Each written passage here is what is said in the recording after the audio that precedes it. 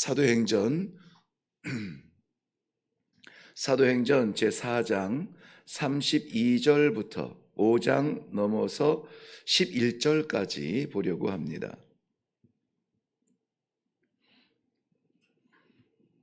우리 한 목소리로 읽습니다. 32절부터 읽습니다. 시작.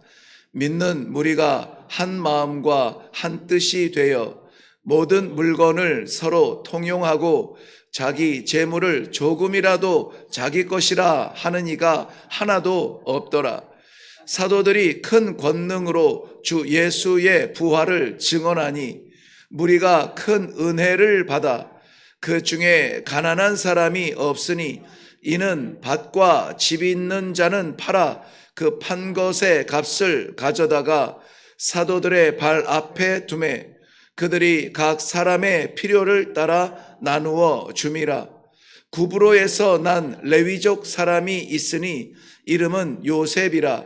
사도들이 일컬어 바나바라 번역하면 위로의 아들이라 하니 그가 밭이 있음에 팔아 그 값을 가지고 사도들의 발 앞에 두니라.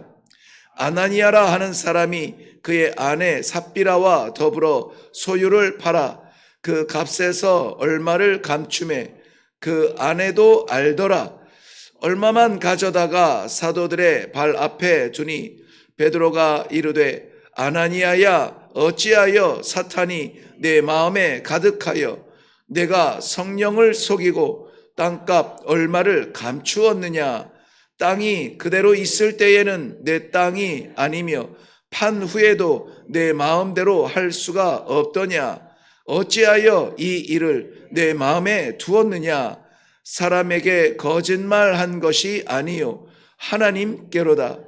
아나니아가 이 말을 듣고 엎드러져 혼이 떠나니 이 일을 듣는 사람이 다 크게 두려워하더라.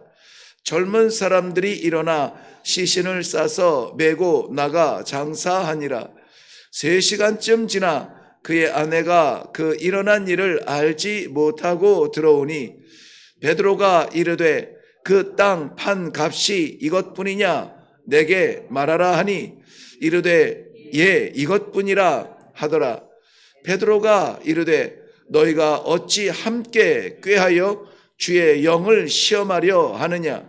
보라 내 남편을 장사하고 오는 사람들의 발이 문 앞에 이르렀으니 또 너를 메어 내 가리라 하니 곧 그가 베드로의 발 앞에 엎드러져 혼이 떠나는지라.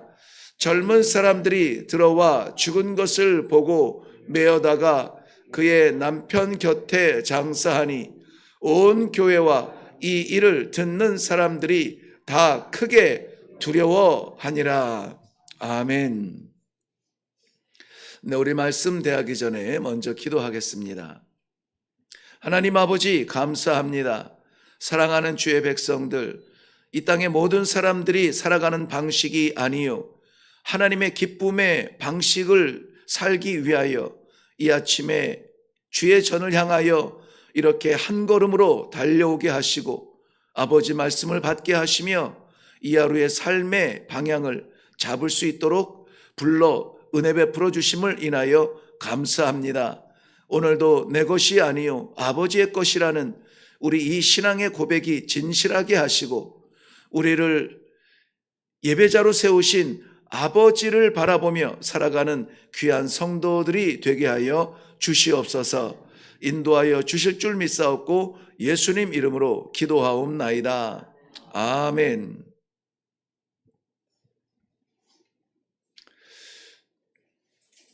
베드로는 주목받기에 좀 눈에 띌 만한 일들을 많이 한 것 같아요.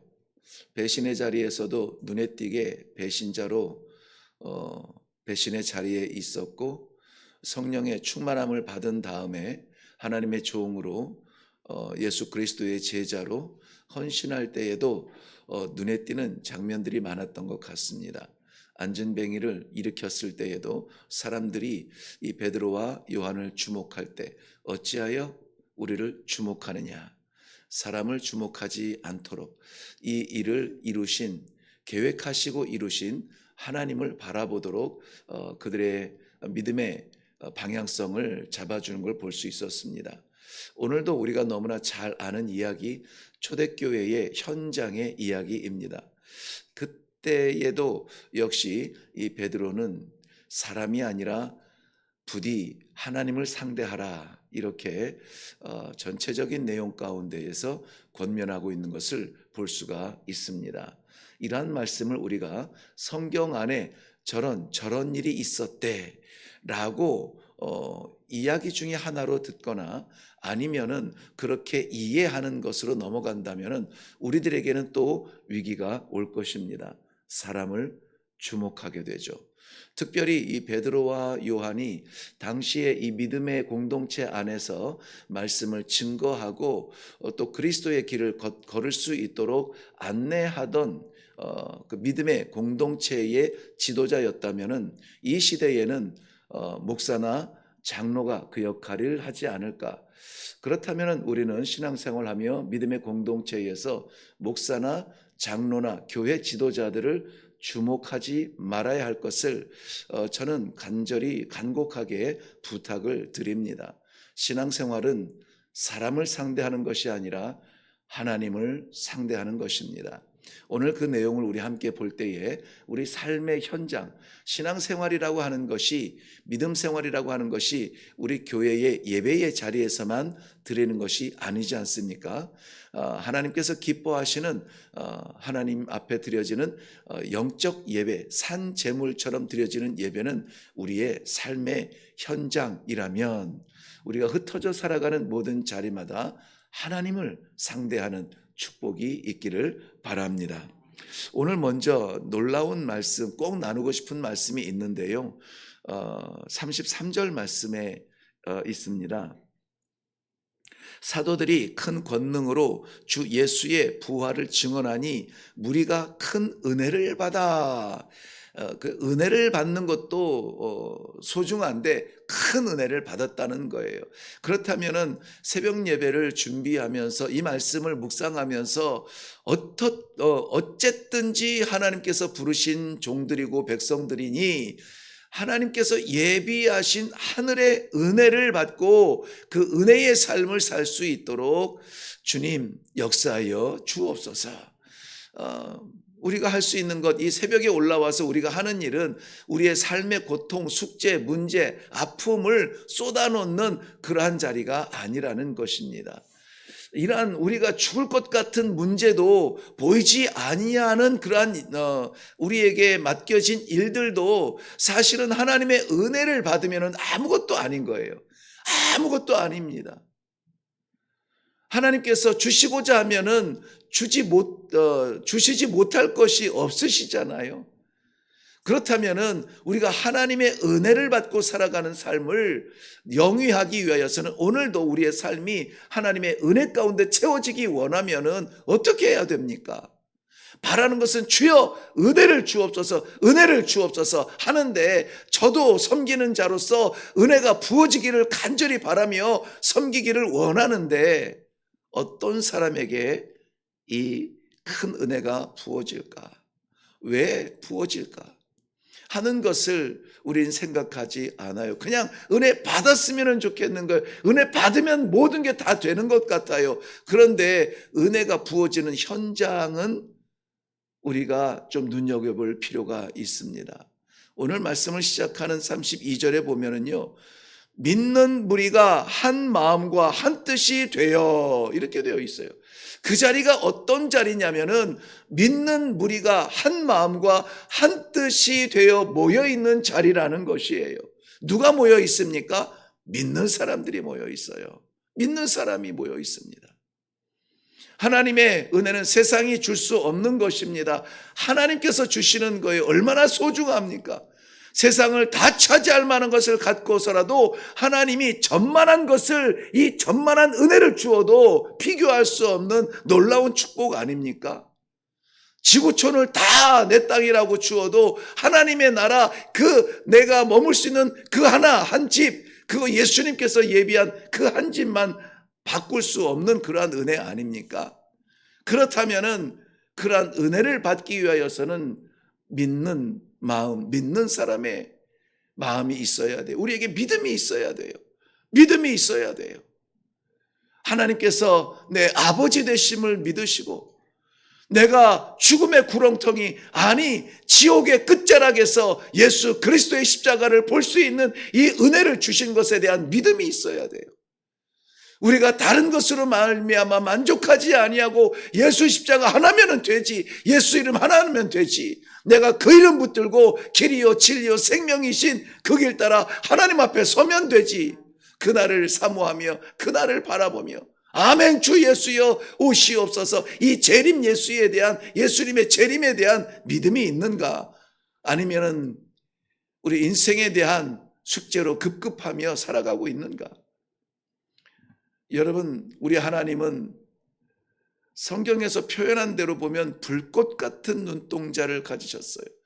불꽃 같은 눈동자로 우리의 머리끝부터 발끝까지, 우리의 폐부 심장까지 아시고 들여다보시는 분이에요. 우리의 믿음이 부족하거든 그 믿음을 위하여서 간절히 기도해야 됩니다.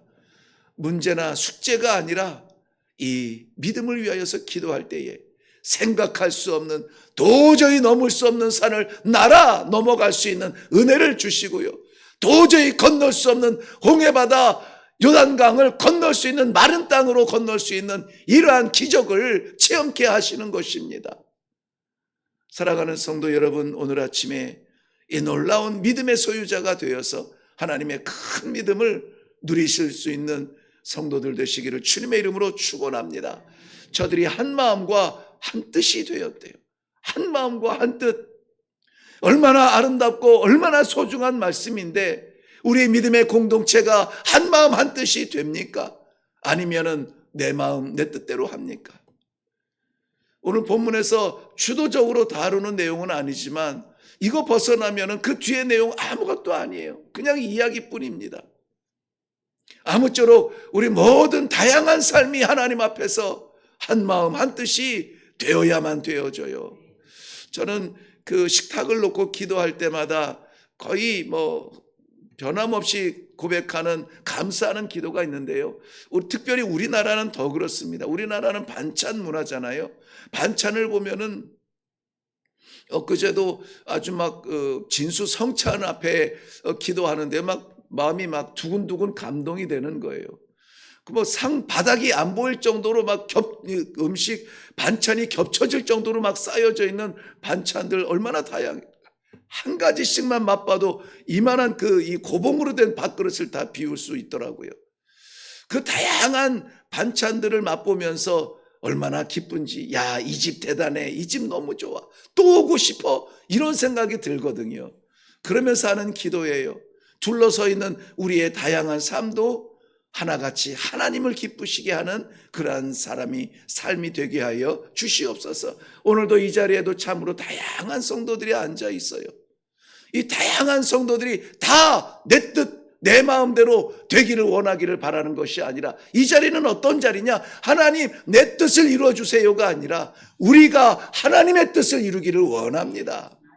한 마음이 되는 방법은 뭡니까? 어떻게 하면 한 마음이 될 수 있어요? 부부도요, 평생 살아온 부부도 한 마음이 안 돼요. 어이구, 남의 속도 모르고 이렇게 고백하잖아요. 남의 속도 모르고. 그러다가 헤어지는 거 아닙니까? 그런데요, 오늘 말씀에는 믿는 사람들이 한 마음과 한 뜻이 되어야 돼요. 한 마음과 한 뜻은 오직 하나님의 말씀의 뜻이에요. 그래서 이 말씀의 시간이 소중한 거예요. 말씀 아니면 우리가 어떻게 한 마음 한 뜻이 될 수가 있겠어요? 하나님의 마음, 하나님의 뜻, 하나님 어찌 살면 좋습니까? 우리의 삶의 모양은 다 달라요. 어떤 분은 18층에 살고 어떤 분은 7층에 살아요. 어떤 분은 직장을 가고 어떤 분은 길거리로 나가야만 돼요.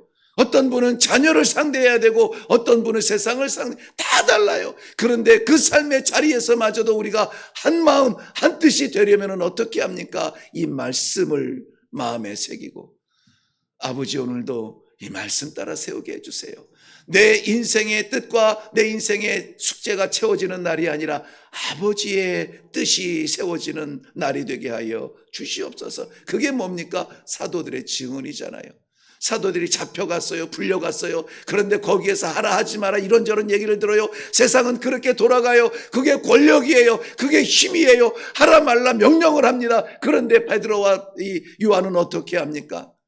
내가 너희들의 말을 듣고 너희를 기쁘게 하는 것이 좋겠느냐? 하나님께서 세우셨으니 나는 하나님을 기쁘게 하리라. 바울 사도와 동일한 고백을 하고 돌아와서 지금 백성들 앞에, 이 믿는 사람들 앞에 뭐라고 한다고요? 증언하니 큰 은혜가 넘치더라 라고 말씀하고 있어요. 한마음 한뜻된 것 간직하지 마시고 이것이 나타나 증언이 되어져야 돼요. 나타나야 돼요. 오늘도 가는 자리마다 하나님의 은혜를 간증하며 나타내며 내가 변화된 삶을 어떻게 사모하며 이러한 것들에 대한 고백들이 있어 하나님의 은혜가, 큰 은혜가 우리의 삶을 장악할 수 있는 복된 날이 되기를 바랍니다. 그렇게 되면은요, 내 것이 아니에요.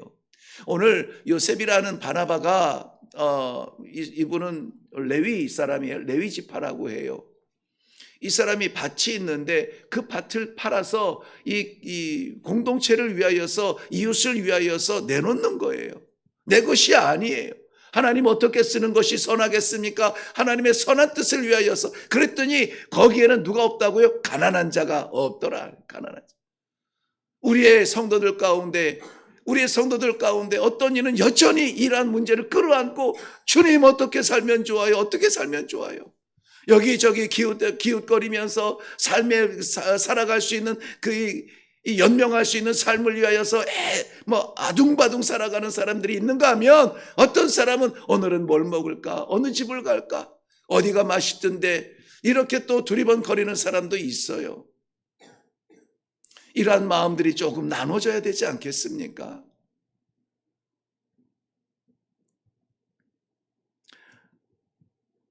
헌금은 물질이 아닙니다. 물질이 아니에요. 나눔이에요. 하나님께서 내게 생명을 나누신 것처럼 우리도 그 사랑을 나누는 거예요. 그래서 저는 어쨌든지 만약에 우리 기왕이면은 좀 이런 나누는 삶을 살면은 좋겠다는 마음이 있어요. 오늘 이 바나바는 레위 사람인데, 레위 사람은 원래 땅을 분배받지 못해서 이 가나안 땅에서 다른 지파들이 다 땅을 분배받을 때에 그걸 받지 못했는데, 성경에 보니까는 이분은 구브로, 지금 사이프러스죠. 구브로에서 난 자라 이렇게 되어 있어요. 그러니까 해외에서 거주하던 자라 이 가나안 땅의 그 법을, 그 율법을 적용받지 않는 그러한 것 같아요. 그래서 저에게는 어쨌든지 밭이 있는데 그것 팔아서 사도들 앞에 내어놓고 나누기를 원하는 겁니다. 큰 은혜입니다. 없던 밭이 생기는 것도 은혜인데 있는 밭을 팔아서 나눌 수 있는 이것이 큰 은혜예요. 하나님께서 그의 백성을 얻는 것도 귀하고 놀라운 일인데, 그것을 위하여서 우리 주님이 자신의 생명을 내어 드림으로 이루어졌다는 사실을 우리는 기억해야만 됩니다. 그런데 여러분, 교회 일은 영웅적으로 하는 일이 아니에요. 영웅적으로. 지금은 그런 일이 거의 없습니다. 있기도 합니다만은, 거의 없습니다만은, 저희가 어렸을 때에는 부흥사들이라는 분들이 계셨어요. 그래서 그분들이 교회가 조금 부흥했으면 좋겠으면 그런 분들을 한번 불러요. 불러오면은 막 이렇게 집회를 진짜 뜨겁게 합니다. 그래서 그 동네 사람들 와서 구경하듯이 와가지고 일단은 교회들이 차가지고 부글부글 하는데요. 그때에 저는 저희 교회에서도 했거든요. 근데 기억이 나요. 이번에 하는데 얼마 할 사람 일어나라고 하고 손을 들라고 하고 쪽지를 줘서 적으라고 하고 얼마 할 사람 적고 장로가 그것도 안 하고 이러면서 진짜 막 그래서 그러고 지는 가면 되니까.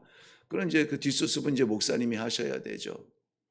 이렇게 해서 영웅적으로 내가 그래도 여기에서 뭔데 이 정도는 해야 되지 않는가? 내가 안 하면은 또 이 면이 서지 않는 것 아닌가? 이렇게 영웅적으로 주의를 하려고 하는데요.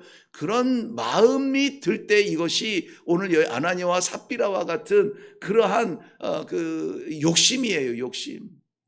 자기 이름에 대한 욕심이고요. 야, 이거 공동체에서 서로 막 이렇게 하고 있는데 우리도 뭐 좀 해야 되는 거 아니야? 하고 막 이 가슴이 뜨거워져 가지고 턱하니 자기 밭을 팔기는 팔았어요. 그런데 딱 갔다가 내놓자니 이게 좀 큰 거죠. 많은 거죠. 이거 누가 알아, 이거 파는 것을. 그래서 그 중에 일부를 갖다가 사도들 앞에 내려놓습니다. 그런데 베드로가 이것이 판값의 전부냐라고 물어요. 그런데 전부는 아닙니다. 그런데 마음을 허락해 주시어서 이렇게 일부를 드렸습니다 라고 했더라면 어땠을까? 다 가져와 이랬을까? 아니면은 더 기도하라고 했을까? 그런데 그 순간이에요. 순간에 이런 말을 합니다. 네, 이것이 전부입니다라고 해요. 뭐죠? 거짓입니다. 거짓. 그 사람의 성품이 얄팍해서가 아니에요. 심장이 작아서가 아니에요. 원래 거짓말을 잘해서가 아니에요. 사탄이 그 마음에 들어가서 거짓을 하게 하는 거예요. 거짓의 아비. 거짓의 아비. 진실을 말하고 매를 맞는 게 지혜로운 길입니다. 순간을 모면하려고 거짓을 하는 것은 내가 누구에 의해서 통제를 받느냐에 대한 기준이 될 수가 있어요. 조심스럽습니다. 죄송합니다만은 저는 어쨌든지 거짓말 한다는 것에 대한 그 좀 경증 이런 게 있어요.